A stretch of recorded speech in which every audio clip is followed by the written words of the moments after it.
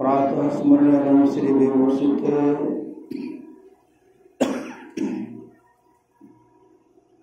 परम पूज्यपाद सदगुरु महाराज के चरणों में कोटि कोटि नमन। विशिष्ट गुरुजन उपस्थित सत्संग प्रेमी महानुभावों, माताओं एवं बहनों, सभी के अंदर में बैठे हुए परमात्मा को कोटि कोटि नमन। महापुरुष की वाणी है, मनुष्य जीवन की सफलता भगवत प्राप्ति में है। यह तन बार बार मिलने को नहीं है, इसलिए आगे की यात्रा के लिए अभी से भगवत भजन रूपी धन संग्रह करो। संत कबीर साहब ने कहने की कृपा की, बार बार नरदेह नहीं यह बीरे, चेत सके तो चेत कह कबीरे। कबीर सोई धन संचिए, जो आगे का होए। माथ चढ़ाए गांठरी, जातन देखा कोय। करिए नित सत्संग को, बाधा सकल मिटाए। यह अवसर फिर ना मिले, दुर्लभ नर्तन पाए। कहते सत्संग नित्य कीजिए, जो भी बाधा है विपत्ति है मिट जाएगी। यह सुअवसर, यह मौका और यह समय फिर हाथ आने वाला नहीं। इसलिए संत महात्मा लोग कहते हैं, अपने जीवन के बातों को संत सदगुरु के हवाले कीजिए, इससे इहलोक परलोक मंगलमय होगा। परमाराध्य सदगुरु महाराज की वाणी है, समय गया फिरता नहीं, झट ही करो निज काम। जो बीता सो बीतिया, अब हो कहो गुरु नाम। संत मता बिन गति नहीं, सुनो सकल दे कान। जाओ चाहो उद्धार को, बड़ो संत संतान। में ही भेद है, संत मता कर गाय। सबको दियो सुनाए के, अब तू रहे छुपाए। संत पलटू साहब ने कहने की कृपा की, भजन आतुर कीजिए और बात में देर। और बात में देर, जगत में जीवन थोड़ा। मानुष तंदन जात गोरधरी, करो निहोरा। कांच महल के बीच पवनिक पंछी रहता, 10 दरवाजा खुला उड़न को नित उठी चाहता, भज लीजिए भगवान याही में भल है अपना, आवागमन छुटे मिटे जन्म की कल्पना, पलटू अटक न कीजिए 84 घर, फिर भजन आतुर कीजिए और बात में देर। अभी हम लोग सत्संग कर रहे हैं, बच्चे का जो है जन्मदिन के अवसर पर हुआ है, जन्मदिन के अवसर पर हुआ है। सबके जन्मदिन, सबके छठे श्रीलाभ, सबके मुंडन संस्कार के अवसर पर सत्संग नहीं होता। सबके यहाँ सत्संग हो भी नहीं सकता, यहाँ तो बराबर सत्संग होता ही रहता है। आप लोग अपने विचार करें कि हम लोग किनके यहाँ सत्संग करते हैं, बहुत थोड़े के यहाँ। तो भगवान बुद्ध ने कहा पार जाने वाले बहुत थोड़े, पार जाने वाले बहुत थोड़े हैं। तो जो थोड़े हैं, जो पार जाने वाले हैं, वे सत्संग कराते हैं और सत्संग गछ लेते हैं, फिर सत्संग करते हैं। और जो पार जाने वाले हैं वो सत्संग, अपने जीवन को सत्संगमय बना लेते हैं। उनको सत्संग के बिना बनता ही नहीं। भगवान शिव की वाणी है, गिरजा संत समागमे समन लाभ कछु आन, बिनु हरि कृपा न होय सो गावहि वेद पुराणे। हे गिरजा, संतों की संगति के समान, संतों की संगति के समान दूसरा लाभ नहीं। धन घरी सोय जब सत्संगा, धन जन्म द्विज भगत अभंगा। सो कुल धन्य उमा सुनो, जगत पूज सुपुनीत। श्री रघुवीर परायण, जेहि नर उपज विनीत। राम कथा के ते अधिकारी, जिनके सत्संगति अति प्यारे। गुरुपद प्रीति नीति रत जेई, द्विज सेवक अधिकारी तेई। वो गुरु के प्रति समर्पण रहते हैं और गुरु के प्रति सच्चा श्रद्धा रखते हैं। कौन रखते हैं? जो गुरु के दुलारे हैं, जो गुरु के प्यारे हैं, वे ही गुरु के प्रति सच्चा समर्पण भाव रखते हैं। परम संत बाबा देवी साहब की वाणी है, सच्चा शिष्य वह है जो गुरु को परमात्मा के तुल्य जानकर आदर करते। गुरु को परमात्मा के तुल्य जानकर आदर जो करते हैं, वही सच्चा शिष्य है। और महाराज महाराज कहते गुरु ही तो हैं, गुरु पितु हैं, गुरु ही जीव के मितु हैं। गुरु सम कोई नहीं दूजा, जो जीवों को उधारा है। गुरु की नित्य कर पूजा, जगत इन सम नहीं दूजा। मैं ही को आन नहीं सूझा, फकत गुरु ही आधारा। दादू दयाल जी महाराज की वाणी है, साचा सतगुरु जे मिले, सब साज सवारे। दादू नाव चढ़ाई करी ले पार उतारे। दादू काढ़े काल मुख अंधे लोचन दे। दादू ऐसा गुरु मिलिया, जीव ब्रह्म करी ले। अगर सामर्थ्यवान सदगुरु मिल जाता है, जीव से ब्रह्म है, ब्रह्म से परमात्मा बना देते हैं। यह सामर्थ्य किन में है? यह सामर्थ्य है सदगुरु में। भगवान श्री राम की वाणी है, जीवन मुक्त ब्रह्म पर, जीवन मुक्त ब्रह्म पर चरित सुने तज ध्यान। जे हरि कथा में करी रति, तिनके ही पाषाण। जीवन मुक्त महापुरुष संत भी समाधि छोड़कर चरित्रों और सत्संग के वचनों को सुनते। जो हरि कथा में प्रेम नहीं करते, उनका हृदय पत्थर है। भगवान से अपने प्रजा से कहते हैं, बड़े भाग मानुष तन पाओ, बड़े भाग से मनुष्य का शरीर मिलता है। सुर दुर्लभ यह शरीर देवताओं को भी दुर्लभ है। सुर दुर्लभ सब ग्रंथ का।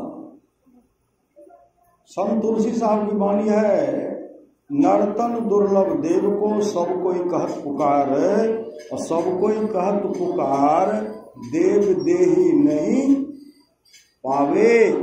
ऐसे मूर्ख लोग स्वर्ग की आस लगावे, पुण्य छीन सोए देव स्वर्ग से नरक में आवे।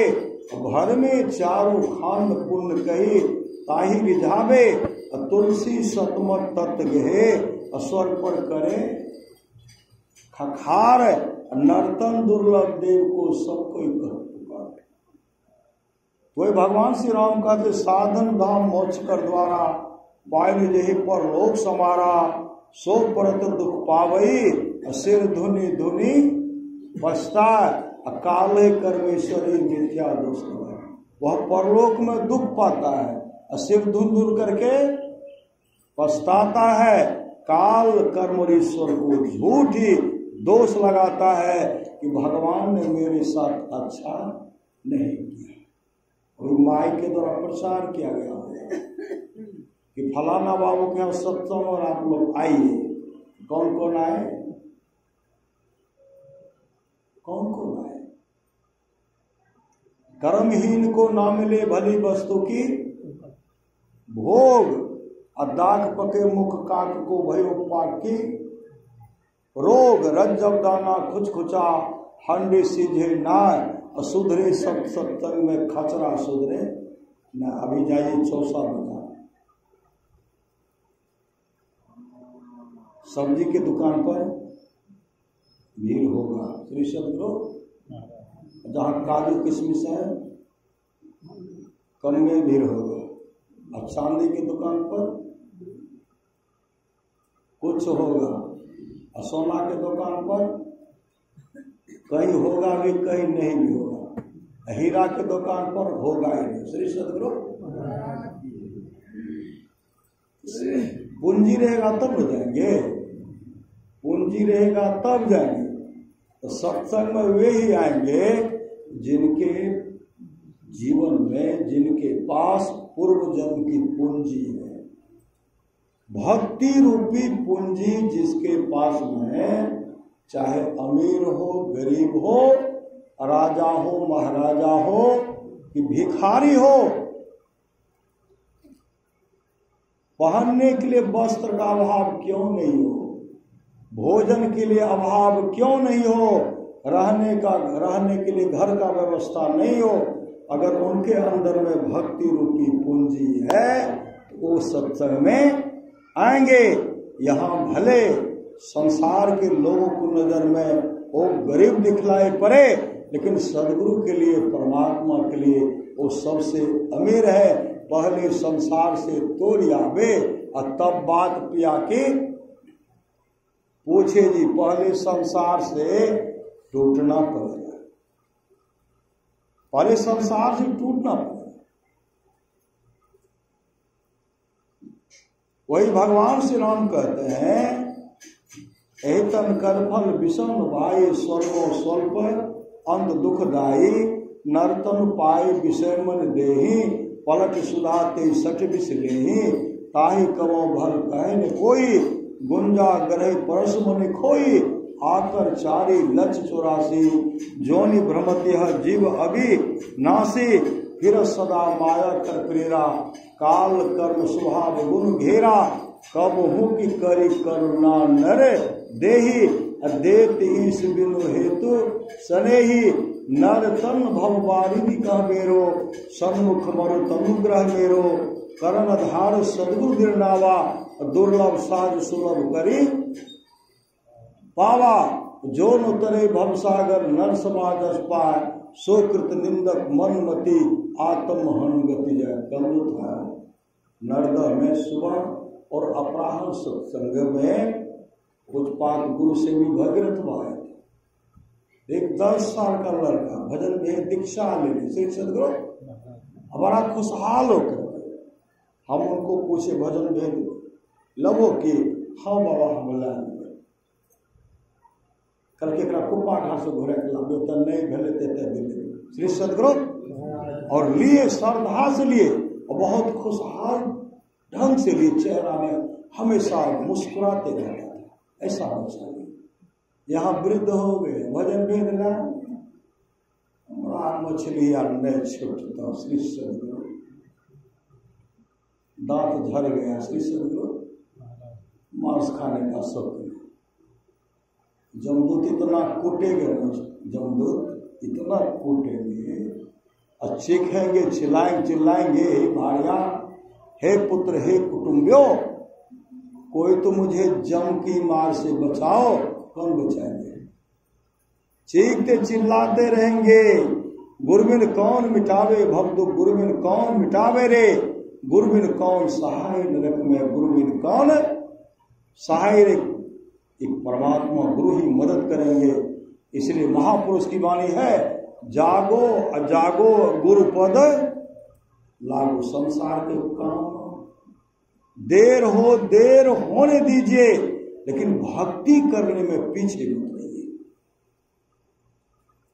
अमर मुनि का उपदेश है 100 काम को छोड़ करके स्नान करना चाहिए। अब बहुत आदमी ब्रह्म मुहूर्त में स्नान कर लेते, उनका सब झमेला समाप्त हो जाता है। न स्नान करेंगे कि ध्यान करेंगे, न स्तुति करेंगे, न स्नान करें तो ध्यान करिए, लेकिन स्तुति करिए। चलिए जलपान हो गया, जलपान दिए देंगे श्री सदगुरु, कोई झमेला उसके पीछे नहीं रहेगा। स्नान नहीं करेंगे, दवा खा लियो, मुँह ने धोने श्री सदगुरु, मुँह धोने चौको बर्तन नहीं, पूजो पाठ नहीं, और दिन में दे देंगे 10 बेर चाहिए पिए श्री सदगुरु, रोग उत्पन्न होगा कि नहीं? 2 गिलास 2 लोटा पानी पी लीजिए श्री सदगुरु, लेकिन शोध नहीं करेंगे। साईं स्वामी जी महाराज की वाणी है, बबुआ उठ के देखा कब के भैल बिहान बा, आलस में बड़ी हानि बा ना, दिन बहुते गेले बीत तोरा सूतल नीचे। कबीर सोता क्या करे, क्यों सोए हो औकाज, ब्रह्मा का आसन डिगा सुनी काल की गाज। कबीर सोता क्या करे, जागो जपो दयार, एक दिन है सोना लंबे पांव पसार। जो भागशाली है 1 ठोकर में जग जाएंगे। और आदमी को पूछिए, पुकारिए, 1 बार बोल देंगे। जिनको बोलना ही नहीं है श्री सदगुरु, 100 बार बोलिए वो बोलेंगे, क्योंकि उनको तो बोलना है नहीं। तो सत्संग में वे ही आएंगे जो बहुत बड़े भागशाली होंगे, जो गुरु के दुलारे होंगे, गुरु के प्यारे होंगे, वे ही सत्संग आएंगे, वे ही अपने जीवन के बागडोर को संत सदगुरु के हवाले करेंगे। राजा कवास के किस पीढ़ी तक का राजा नरक में पड़ा हुआ, और सबको जमदूत मुकदर से पीट रहे थे, कुटाई कर रहे थे, चीखते थे, चिल्लाते थे, बचाओ बचाओ। उसी समय जमराज कहते हैं, अरे तुम्हारे वंशज के लोग भजन भेद लेकर के सत्संग करवा लेते तो तुम लोगों का, तुम तमाम का उद्धार हो जाता। सुन लिए?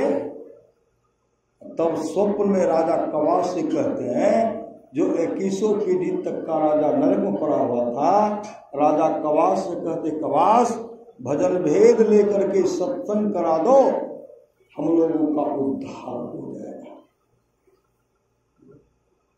जैसे तैयार हुए सदगुरु को बुलाए, बाधा करने वाले भी पहुंच गए, बाधा करने वाले पहुंच गए। नए मुहूर्त बढ़िया नए छे, नए लियो पंडित जी श्री सदगुरु।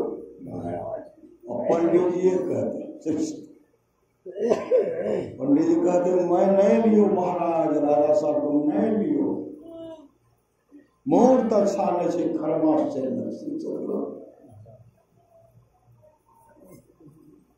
भंगठा दिए। जैसे सदगुरु को संसद को वापस किया गया, फिर मुगदर चल रहा। 21 पीढ़ी तक का राजा जो कुटाई हो गई। देवर्षि नारद वहां खड़े थे। अभी तो कितना सुंदर माहौल था, स्वच्छ वातावरण था, कोई चीख चिल्लाहट नहीं। अभी चीखने का आवाज, रोने का आवाज, बचाओ बचाओ का आवाज। उधर देखते हैं तो जमदूत 21 पीढ़ी तक का राजा जो नरक पर कूट रहे थे। देवर्षि नारद कहते भी तो कितना सुंदर व्यवस्था था, शांत था, काहे पीट रहे हो? जमदूत कहते हैं हम लोग जो भी इनको पहले से पीटते थे बीच में बंद कर देते, क्योंकि जमराज ने कहा इनके वंशज आज जो है ना भजन भेद लेकर के सत्संग करवाए। जमराज ने कहा पिटाई करना छोड़ दो, कि पिटाई करना छोड़ दिए थे, लेकिन संत सदगुरु को वापस कर दिए। नौ सत भजन भेद ये और 9 सत्संग करवाए। जमराज कहते खूब कूटो पीटो, इसलिए पीट रहे। 21 पीढ़ी तक का राजा जो नरक पड़ा हुआ था, देवर्षि नारद से कहते हैं देवर्षि राजा कवास को आप जाकर के समझाइए।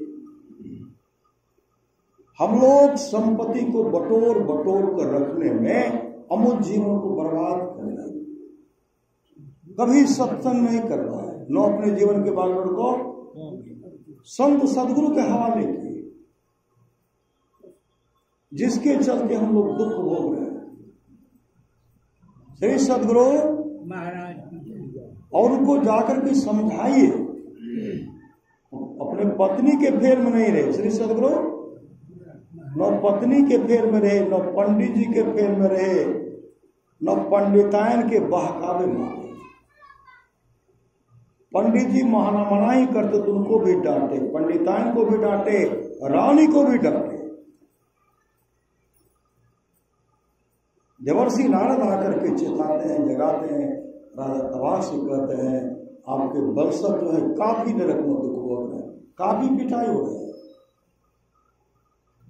दीक्षा ले लीजिए। 21 पीढ़ी तक का राजा हमको कहे कि राजा को कहिए रानी को डांटे और पंडित को भी डांटे और पंडितायन को भी डांटे।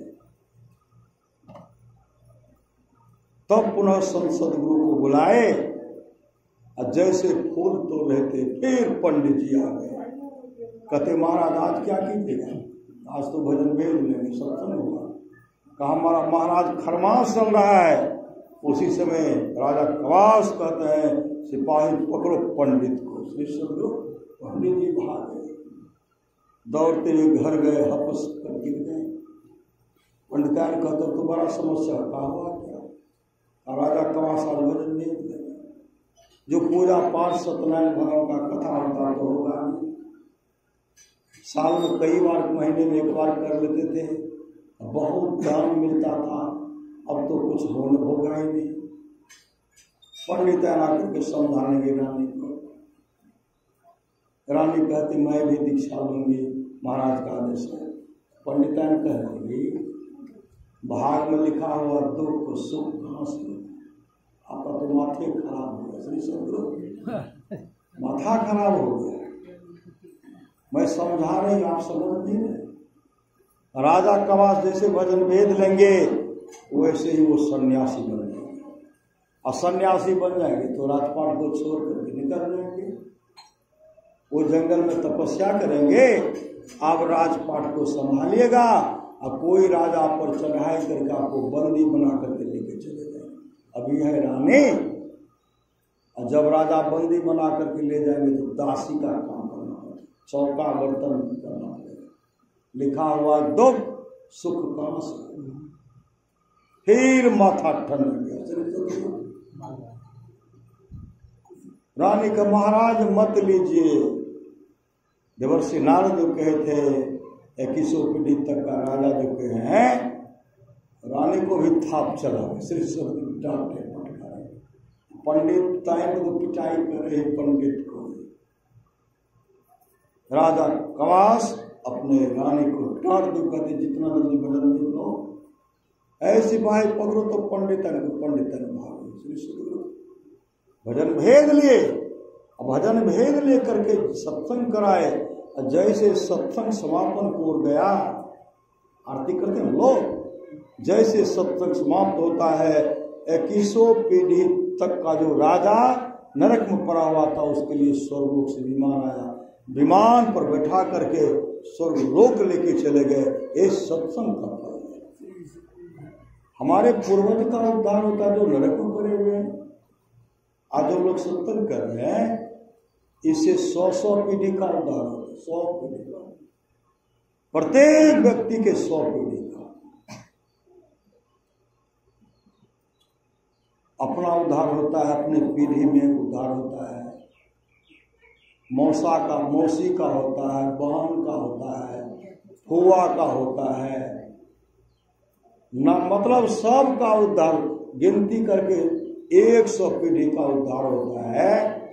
भगवान नरसिंह भक्त प्रहलाद से कहते हैं, हे प्रहलाद, किसी भी कुल में मम भक्ता मेरा एक ही भक्त हो जाता है, वह 100 पीढ़ी को उद्धार करता है। भक्त तारता सोए, वह 100 पीढ़ी को उतारता है।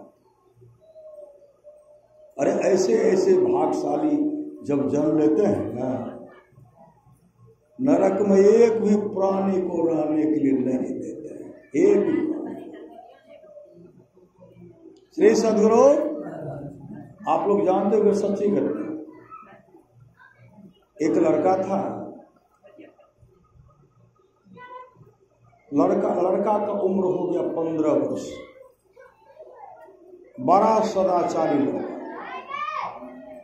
लड़का का जीवन था भागवत में मतलब अपने जीवन को सत्संगमय बना लिए थे, सत्संगमय।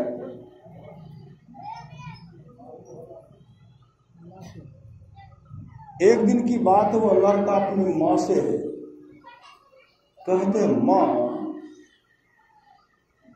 सबका तो पिताजी है, मेरा पिताजी कहाँ है? मेरा पिताजी। माँ आंसू बहाने लगी। आंसू जब बहाने लगी तो लड़का कहते, माँ रो क्यों रही? तो माँ पट आंसू पूछ लेती, कहा माँ हम अपने पिताजी को नहीं देखते। तो उसकी माँ कहने लगी, बेटा तुम्हारा जन्मदिन है, तू मेरे को गर्भ में था और मुझसे तुम्हारे पिताजी को कुछ अनुभव हो गया। वो जो घर से निकले ना 15 वर्ष हो गया, अभी तक नहीं आया। उसी समय वो लड़का अपने माँ से पूछते, माँ पिताजी का नाम क्या था? पिताजी का नाम पूछते हैं, पिताजी का पूरा सारा परिचय लेते हैं, किस रंग रूप के थे, सब पता लगा कि माँ मैं जा रहा हूं पिताजी को ढूंढने के लिए, पिताजी को ढूंढ करके मैं लाऊंगा। माँ आंसू बहा गई। पुत्र को अपने से अलग करना नहीं चाहे, लेकिन कहा माँ मैं ढूंढ करके लाऊंगा। जैसे आगे बढ़ते हैं घनघोर जंगल चले गए, घनघोर जंगल जाकर के वहां संधि उपासना की, ध्यान में बैठ गए। ध्यान में बैठने के बाद जब ध्यान से निवृत्त एक सज्जन आए और सज्जन से इनका परिचय हुआ। वह सज्जन पूछते हैं, कहाँ घर है तुम्हारा? वो लड़का कहते, अमुक गांव में मेरा घर है। क्या नाम है? तो अपना नाम भी बताए। तुम अपने पिताजी का नाम बताओ, पिताजी का नाम बताए, दादाजी का नाम बताए। कहते कहाँ जा रहे हो? कहा पिताजी को ढूंढने के लिए। पिताजी घर से निकल गए, 15 वर्ष हो गए, अभी तक नहीं आए। तो सज्जन कहते हैं, तुम फलाना का लड़का? कहा अब तुम्हारे पिताजी कभी नहीं मिलेंगे।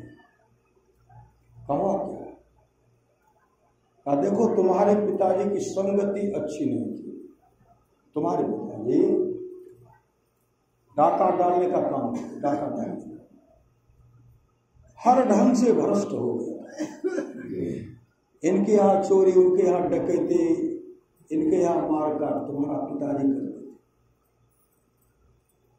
जिस जगह तुम बैठे हो इसी जगह तुम्हारे पिताजी सब मिलकर गए थे कि राजा के यहाँ चोरी किए थे, और सब जगह चोरी करते करते जब पूरा धन संग्रह हो गया, अब बेचारा राजा के यहाँ पूरा धन उनको सुधर गया,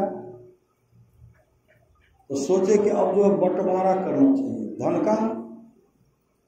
बंटवारा किए तो तुम्हारे पिताजी को बहुत धन मिला, सबको मिला, तुम्हारे पिताजी को बहुत धन मिला, हिस्सा बहुत हुआ। तो तुम्हारे पिताजी का जो साथी था उनके मन में बेईमानी हो गई, अगर हम सब मिलकर के इनका हत्या कर देते हैं, इनका धन भी मेरा हो जाएगा। सब मिलकर के तुम्हारे पिताजी का हत्या कर दी। हत्या जब किए, छटपटा गए, हत्या कर दी, मतलब गला काटे, लेकिन गला जो है श्वासा चल गए, गला काट दिए, श्वासा का जो है लगा हुआ श्वास, सबके मनमाई की मृत्यु सब चल गई। उसी समय एक बाघ है, बाघ, वो तो भाग गए, अब तुम्हारे पिताजी छटपट कर रहे थे, तुम्हारे पिताजी को बाघ खा गया। इसी जगह वो लड़का रोने लगा, श्री सदगुरु अब मैं मां को क्या जवाब दूंगा। वो लड़का रोने लगा, वो सज्जन कहते तुम चले जाओ गांव, यह कहकर वो सज्जन चले गए, और उसी समय फिर वो ध्यान बैठ गए। ध्यान बैठने के बाद गीता जो है, गीता चौथा अध्याय का श्लोक का पाठ करते हैं, तीसरा का भी के चौथा का जैसे करते हैं, एक भयंकर आवाज हुई, भयंकर आवाज। उस आवाज में भयंकर आवाज जब हुई, ऊपर को देखते हैं तो प्रेत को देखते, प्रेत को देखने के बाद उनको उनमें उनके पिताजी का छवि का चेहरा दिखलाया, पिताजी का रूप का दिखलाया। धीरे धीरे वह रूप परिवर्तन होता है, दिव्य रूप में भगवान विष्णु के रूप स्वरूप जैसा वह देखते हैं, भगवान विष्णु के रूप स्वरूप जैसा। वह जो गीता श्लोक का जो पाठ सुने, प्रेत से उनके पिताजी का रूप दिखाया और एक दिव्य रूप भगवान विष्णु के रूप स्वरूप जैसा दर्शन हुआ, और उसी समय वहां ही ऊपरे में वैकुंठ लोक से विमान है, भगवान विष्णु के पार्षद विमान लेकर के आए और उनको विमान पर बैठा लिए और कहते हैं चलिए, आपने जो गीता श्लोक का पाठ सुना, आपका जीवन मंगलमय हो गया, आप चलिए वैकुंठ लोक को चलिए। विमान पर बैठा करके जब उनको लेके जाने लगे, तो वो भगवान विष्णु के पार्षद से कहते हैं जरा ठहरिए, जिस बालक के द्वारा जो गीता श्लोक का पाठ किए और ध्यान जो किए, जो हम सुने, हमारा उद्धार हो गया, इन बालक का परिचय पूछने के लिए दीजिए। तब कहते बालक तुम्हारा क्या नाम है, नाम बताए, तुम्हारा घर कहाँ है, घर का नाम बताए, तो अपने पिताजी का नाम बताओ, तो पिताजी का नाम बताए, कहा दादाजी का नाम बताओ, दादाजी का नाम बताए, गांव का नाम बताए, माँ का नाम बताए, तो उसी से वो कहते हैं तू तो मेरा ही पुत्र है। श्री सदगुरु तो मेरा ही पुत्र है, ऐ मेरे लाल तुमने मेरा उद्धार कर दिया, अब हम वैकुंठ लोक को जा रहे हैं। ऐ मेरे लाल, मेरा एक मेरे बहुत वंशज, मेरे बहुत वंशज, मेरे पूर्वज के लोग नरक में पड़े हुए, और तुम्हारा कर्तव्य बनता सबका उद्धार करना। मुझे वचन दो, हम सब किसी भी जो हमारे वंशज है किसी को नरक में नहीं रखोगे, सबको नरक से निकाल करके स्वर्गलोक सबका उद्धार कर दोगे। उसी समय वो लड़का कहते, पिताजी सिर्फ अपने वंशज की ही बात नहीं, अपने वंश के ही लोगों की नहीं, नरक लोक में जितने भी प्राणी होंगे सबका उद्धार मैं करूंगा, सबका मैं उद्धार करूंगा। और उसी समय भगवान विष्णु के पार्षद हरि कीर्तन करते हुए उनको वैकुंठ लोक लेके चले गए। लड़का वहां से आए, जैसे घर आए मां को सर्वनाथ बताए, लड़का तपस्यारत, मतलब अपने जीवन को भागवतमय बना ले, भागवतमय। भगवान विष्णु का तपस्या करने लगे, भगवान विष्णु का तपस्या करने लगे। और भगवान विष्णु का जब तपस्या करते हैं, भगवान विष्णु प्रसन्न हो गए। कहते बालक वरदान मांगो, क्या मांगते हो? वो बालक क्या मांगते हैं? प्रभु नरक लोक में बहुत प्राणी पड़े हुए, नरक में बहुत प्राणी पड़े, सबको नरक से उद्धार कर, नरक लोक से निकाल करके सबको स्वर्ग लोक भेज दीजिए। यही हमारी प्रार्थना, यही हमारी मांग है।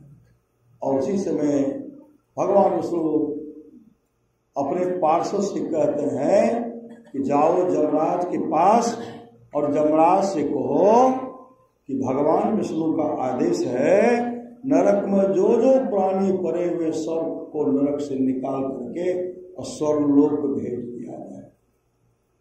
जैसे जाकर के कहते हैं, और उसी समय सबको स्वर्ग लोक से विमान आता, सबको बैठा करके नरक लोक से सबको उद्धार कर दिया, सबको उद्धार। ऐसे होते एक भक्त अगर हो जाता है, कुल को क्या करते हैं, नरक में सबको उद्धार कर दिए। श्री सदगुरु आज जो है बच्चे का जन्मदिन है। अब बच्चे के जन्मदिन के अवसर पर सत्संग बड़ा साधारण बात। भगवान महर्षि रमन जब सत्संग करते थे, सत्संग उनके सत्संग में गाय आती थी, गाय। और संजोग से एक दिन सत्संग गाय जो सत्संग में नहीं आई, भगवान महर्षि रमन आंख बंद करते ध्यान जब करते हैं तो क्या देखते हैं, गाय जो है जंगल में बीमार पड़ गया, गाय जंगल में बीमार पड़ गया।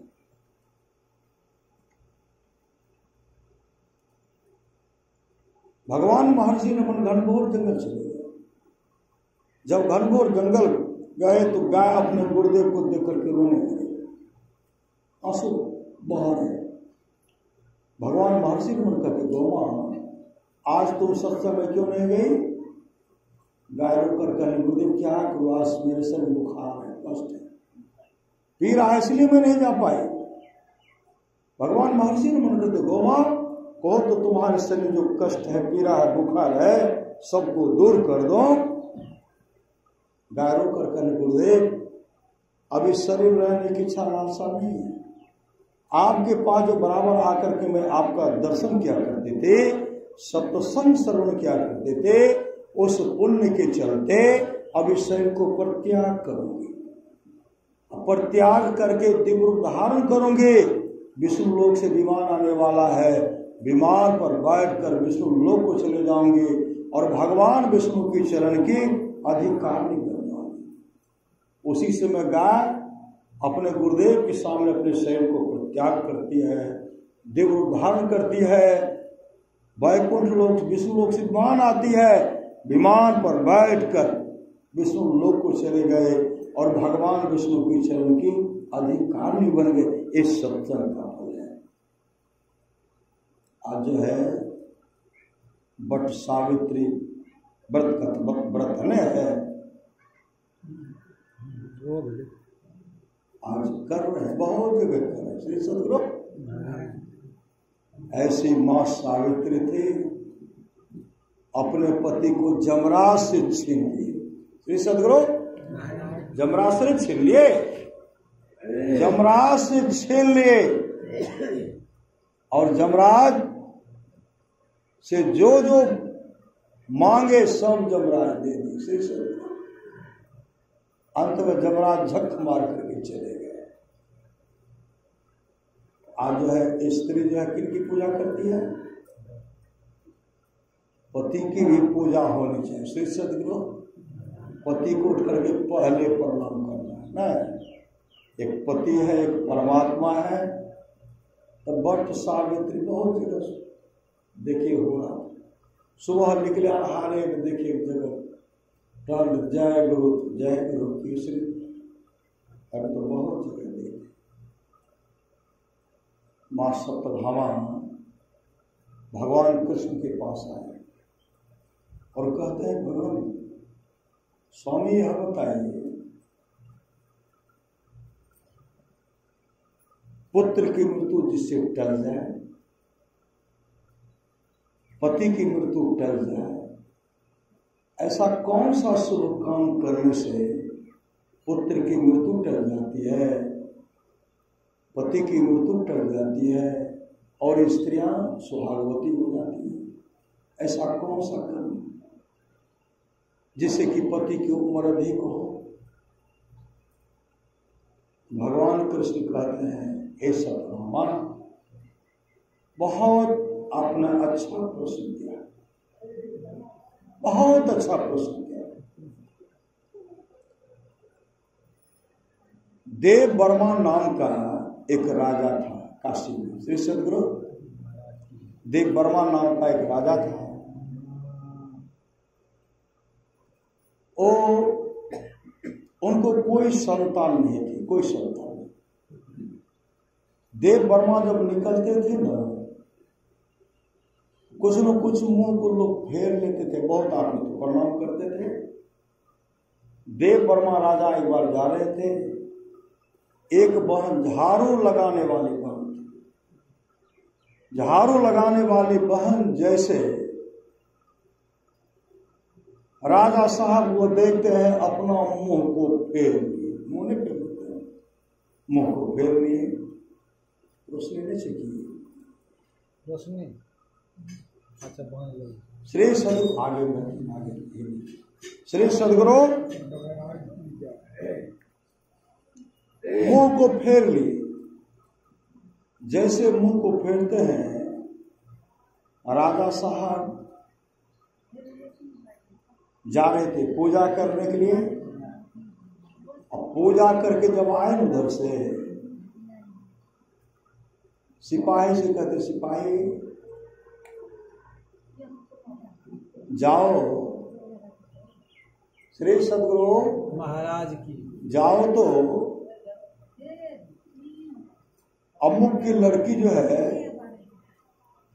अमुक की लड़की या फलना की लड़की हुआ जो महिला है उसको बुला करके लाओ। तो श्री सदगुरु उसको बुला करके लाओ। जैसे सिपाही गए उनको बुलाने के लिए, सिपाही उन बहन से कहते हैं राजा साहब आपको बुला रहे हैं। उसी से वो कहने लगे जो सत्य है वही बताऊंगी। राजा साहब उनको दंड दे की फांसी खिंचा दे, जो सत्य है वही बताऊंगी।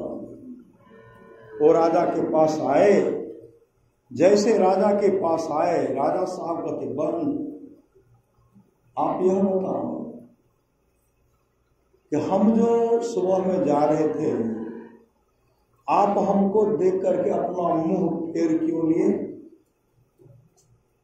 उसी समय वो बहन कहने लगी महाराज आप हमको जो दंड देना चाहते दे दीजिए, लेकिन ये सत्य है बता रही है, आपको कोई संतान नहीं है, आपके मुख को देखने से जतरा खराब हो जाता है।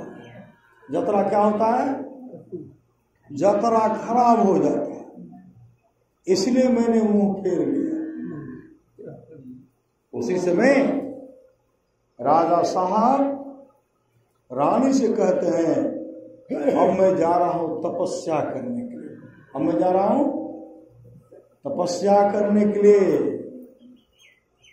भगवान का तपस्या करो, भगवान का तपस्या करो।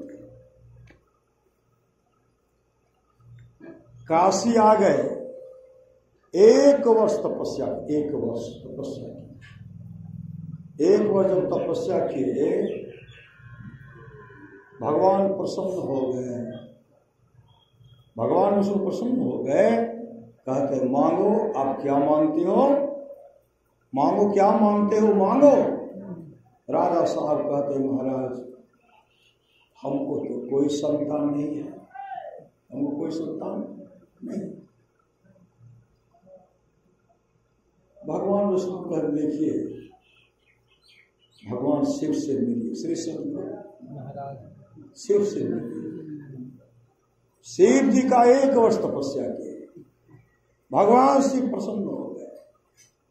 कहते ओढ़रदानी है श्री सदगुरु, भगवान शिव ओढ़रदानी और गुरुदेव ओढ़र दानी है। गुरुदेव भी ओढ़रदानी, भगवान शिव भी ओढ़रदानी है।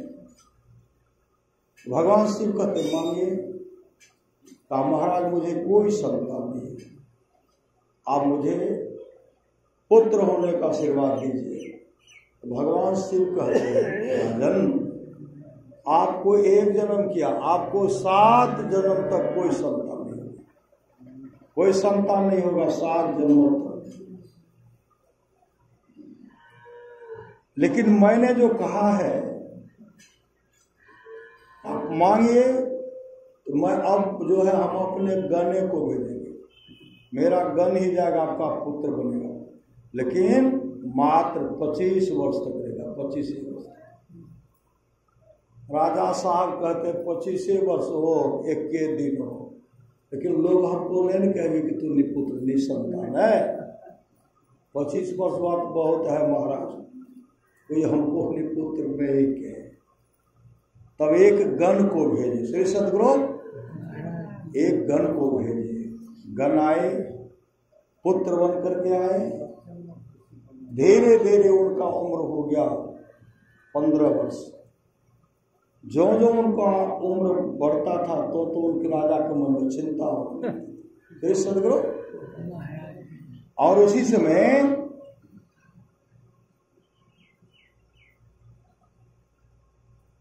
हुआ कि एक देव सिंह था, राजा देव सिंह, उनकी लड़की से उनका शादी कर दी। कोई संतान होगी न, वंश का धरोहर हो जाएगा। शादी की, धीरे धीरे धीरे धीरे उनका उम्र हो गया। कल 25 वर्ष पूरने वाला, श्री सदगुरु।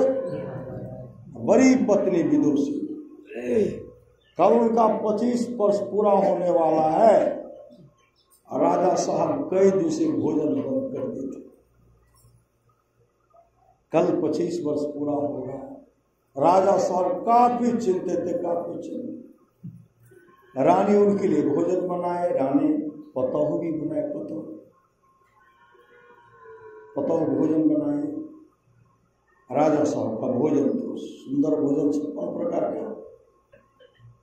गए, कहते महाराज बाबूजी भोजन कर लीजिए। कहा तबीयत मेरा ठीक नहीं, श्री सदगुरु। खाने का इच्छा नहीं है, लेकिन वह बात किसी से बहुत गुस्सा नहीं बोलते। अरे रोशनी नबारो न जो ई बॉल बुता के आंकड़ो लगा छी। हां तार लगा वो, श्री सदगुरु। अच्छा रुको,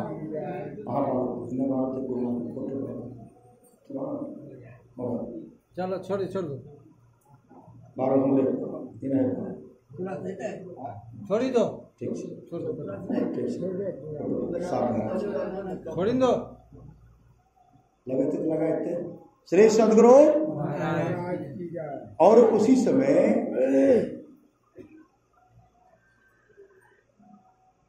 काफी चिंता, भोजन में नहीं करूंगा। उसी राज्य में एक भिखारी था, भिखारी जिसकी सुपुत्री बहुत सुंदर थी, बहुत सुंदर। उनका शादी जो है एक शराबी के साथ, दुराचारी के साथ, दुराचारी और शराबी पत्नी को काफी मार पीट करते, काफी पिटाई। शराबी क्या करते हैं? काफी पीटते पत्नी को। लड़की वहां से भाग करके नहरा चली आई। पिताजी, उनके पिताजी भिखारी थे। 3 दिन हो गया उनको पुत्र जन्म देना। 3 दिन पहले पुत्र को जन्म दिए थे, एक पुत्र हुआ। तीसरे दिन अपने पिताजी कहते, बाबूजी आज अगर आप हमको भोजन नहीं देते हैं, मैं अपने बच्चे को खा जाऊंगी, अपने बच्चे को खा जाऊंगी, नहीं तो उनको भोजन का व्यवस्था कर दीजिए। उनके पिताजी जाते थे, कोई उनको भोजन भिक्षा तो कुछ नहीं देते थे कि बराबर इनका आदत बन गया, हम लोग कहाँ से देंगे। जैसे कहते आज अगर आप हमको भोजन नहीं दें, मैं अपने पुत्रों को खा जाऊंगी, पुत्र को खा जाऊंगी। उनके पिताजी के मन में राजा साहब के पास तो कभी गए नहीं, जाते हैं राजे साहब के पास। जैसे राजा साहब के पास आए, राजा साहब तो चिंता में पड़े हुए थे। कहते मां भिक्षा दो। उसी समय वह राजा साहब की पत्नी निकल करके देखते हैं कि भिखारी है। उनके मन में दया आ गई कि राजा साहब कभी भोजन करेंगे नहीं, तबीयत उनका खराब है, और जब भोजन मांग करेंगे तो मैं सुंदर भोजन बना दूंगी। राजा साहब के लिए जो भोजन परोस करके रखी वही भोजन हम भिखारी को दे देते। वो भिखारी को दे दिए। भिखारी जैसे भोजन लेके गए, अपने पुत्री के सामने भोजन करते हैं। ये कौन का? भगवान श्री कृष्ण मां सत्यभामा से कहते हैं। जैसे भिखारी अपने पुत्री को भोजन देते हैं, सुंदर भोजन, 56 प्रकार का भोजन, स्वादिष्ट भोजन था। देख करके मन प्रसन्न हो गया। जैसे खाते हैं मन भीतर आनंदमय भरपूर हो गया। और उसी समय उनके मुख से निकलता है, हे प्रभु, जिन्होंने मेरे भूख के चूल्हा को मिटाया है, जो इतना सुंदर सुस्वादिष्ट भोजन मेरे लिए दिया है, हे प्रभु उस बहन के सुहाग को अमर कर दो। सदगुरु उस बहन के सुहाग को अमर कर दो, जिनके द्वारा यह भोजन मुझे मिला है, जो अपना हिस्सा मुझे दिए है, उनके पुत्र को भी दीर्घायु बना दो। श्री सदगुरु उनके पुत्र को भी दीर्घायु कर दो। जिसने दिया उनके सुहाग को अमर कर दीजिए। जिसने अपना हिस्सा दिया है, उनके सुहाग को भी, उनके पुत्र को अमर कर दीजिए। श्री सदगुरु जैसे खाए अंतःकरण से, भीतर से, श्रद्धा से आशीर्वाद मिला था। कल तो 25 वर्ष पूर्ण रहा। श्री सदगुरु जमराज क्या करते हैं उनके लिए? 2 जमदूत को भेजे, 2 जमदूत को, और दोनों जमदूत खड़े हैं। कल 25 वर्ष पूरेगा, आज पूरेगा, इनको लाना है। श्री सदगुरु और धर्मराज जमराज क्या करते हैं? सर्प को भी भेजे। सर्प डांस करेंगे, राजकुमार की मृत्यु होगी, उनकी आत्मा निकलेगी, पकड़ के लाएंगे। सर्प तो शाम मतलब सर्प जितना जल्दी बिछावन पर चढ़ गए। श्री सदगुरु बिछावन पर चढ़ते हैं। अब जो है उनके सुहाग को अमर कर दीजिए। जिनका पुत्र है उनके पुत्र को दीर्घायु कर दीजिए। एक पतिव्रता का आशीर्वाद अंतःकरण से मांग हुआ। उसी समय सर्व बिछावन पर चढ़े, लेकिन उनका शक्ति छिन्न हो गया। सही सदगुरु उनका शक्ति छिन्न हो गया।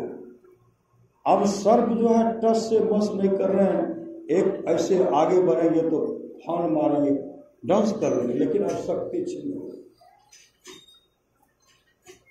जमदूत वहां से भागे, समय निकल गया था, जमदूत भागे, कहा महाराज वह तो सर्प बैठा, हम लोग इंतजार कर रहे हैं कि कब डांस करेगा तो लाएंगे।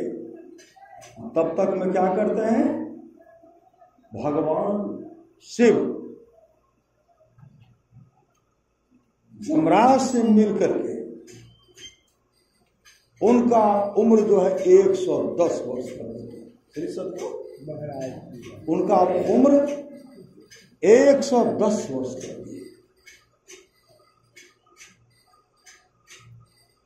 जमदूत वहां गए, कहा महाराज कहा हम क्या करेंगे, भगवान शिव उनकी उम्र को बढ़ा दिए।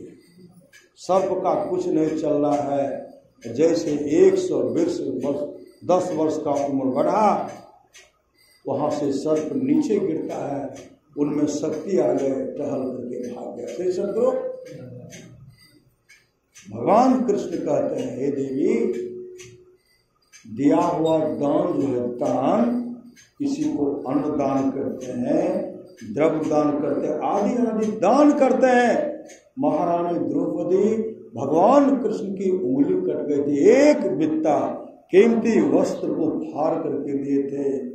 और उस महारानी द्रौपदी के लिए जब दुशासन चीर हरण कर रहे थे, चीर खींचते खींचते थक गए और भगवान कृष्ण वस्त्राकार रूप होकर के वस्त्र धारण किए और महारानी द्रौपदी के लाज को रखे।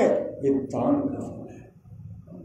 तो हम लोग तो श्रद्धा के साथ जो होता है समय लगाए, ये श्रद्धा के साथ जो आप लोग आए, 2 घड़ी जो समय सत्संग में दान दिए, 100 रूपी पूंजी जो दान किए, ये सर्वोपरि दान, सर्वोपरि। हमारा सुभाग्य मानी समय लगाना पड़े, समय लगाइए, सत्संग लागी रहो रे भाई, तेरी बिगड़ी बात बन जाए। हम लोग बच्चे के जन्मदिन के अवसर पर सत्संग कर रहे हैं, बच्चे के जन्मदिन के अवसर पर सत्संग कर रहे हैं। रामचरितमानस में मति की रति गति भूत भलाई, जब जही जतन जहां जही पाए, असो जानव सत्संग प्रभाव, लोको वेदना अनुपाओ, मति की रति गति भूत भलाई, जब जही जतन जहां जही पाए, असो जानव सत्संग प्रभाव। भगवान कृष्ण के जन्मदिन के अवसर पर सत्संग होता है। सत्संग, इस सत्संग का फल है जिस बच्चे के लिए यह सत्संग का आयोजन किया गया है। सदगुरु वहां से प्रार्थना है, सदगुरु उस बच्चे का देख रेख आप करेंगे, आप करेंगे, आप करेंगे। बोलिए प्रेम से श्री सदगुरु महाराज की जय। भगवान कृष्ण की मानिए निष्पाप उद्धव जी, कोई कितना भी अश्वमेध यज्ञ कर ले, कृष्ण चंद्रायण आदि आदि व्रत कर ले, उसके द्वारा में सुलभता से प्राप्त नहीं होता। बस एक सत्संग ऐसा जरिया है जिसके द्वारा सुलभता से प्राप्त हो जाता, उस भक्त के लिए, उस भक्त के वश में हो जाता, और उस भक्त के लिए, उस भक्त का परम उद्धार हो जाता। परमात्मा ने उत्साह के साथ सत्संग कीजिए। जो सत्संग उत्साह में विघ्न डालते हैं, परमात्मा उनको दंड देते हैं, परमात्मा उनको दंड देते हैं, परमात्मा उनको दंड देते हैं। जाओ मेरे 3 बार कह दिया। सत्संग करने के लिए बादशाह ठाट बाट की जरूरत नहीं है। वृक्ष के नीचे घास बिछा करके भी सत्संग करने के लिए सदा याद है। अभी मनियारपुर में जो है सत्संग चल रहा, सदगुरु ज्ञान महोत्सव चल रहा। कब तक पहुंच? कल तक वहां चल रहा। हाँ, गुरु महाराज के जन्म दिन से जो है उसी दिन से सत्संग हो रहा है। कल सदगुरु ज्ञान महोत्सव, उसमें साहिब स्वामी जी महाराज का जन्मदिन, साहिब स्वामी जी महाराज का परिनिर्वाण दिवस, गुरुदेव का जन्मदिन, गुरुदेव का परिनिर्वाण दिवस की कुप्पा घाट में भी ध्यान भजन होगा। सदगुरु कुप्पा घाट में भी एकदम श्रद्धा से हो रहा है। आप लोग भी आज कुप्पा घाट में सत्संग हो रहा है, मनियारपुर में सत्संग हो रहा है। आप लोग धौसे की पावन धरती पर सत्संग कर रहे हैं। और यह सदगुरु ज्ञान महोत्सव हम लोग मना रहे हैं। श्री सदगुरु इसलिए सत्संग कराइए, सत्संग गच लीजिए, उत्साह के साथ सत्संग कीजिए, जीवन मंगलमय होगा। बोलिए प्रेम से श्री सदगुरु महाराज की जय। गावी भजन है, गावी 1 घंटा पक्का भजन करें।